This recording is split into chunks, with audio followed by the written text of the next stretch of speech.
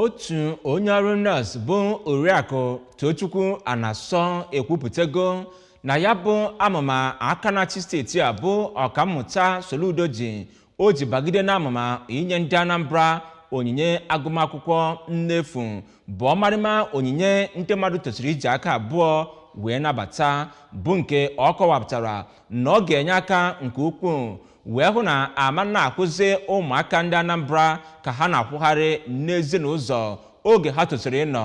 n'ụlọ akwụkwọ. Ka Queen Anigbogu onye tara ya arụ ntị a kọchapụrụ gị akụkọ a.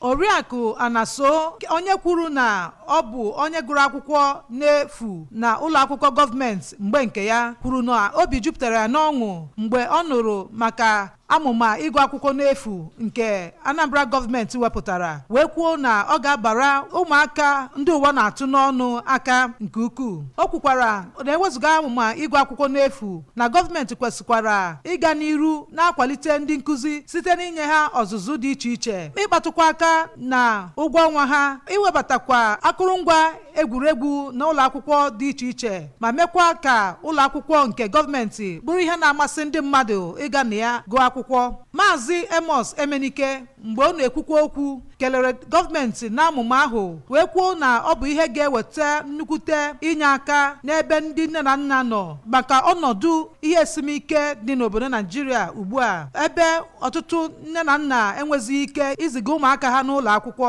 Ọ kwukwara na ekwesịghị iwekwa ndị nkụzi n'ọlụ gakwa n'iru ị na-enyocha otu ha si alụ ọlụ ha n'ụlọ akwụkwọ dị iche iche ka ọ wee nyere onye ọbụla aka itinye uchu n'ọlụ ya. N'okwu ya kwa, Oriakụ Charity Nwoye onye na-akwa akwa doro ndị nkụzi ọdụ si ka ha tinye uchu n'ọlụ ha, kwụsịkwa na ụmụ akwụkwọ ị na-agagharị n'ụzọ mgbe a na-akụzi ihe, ma kpọkwa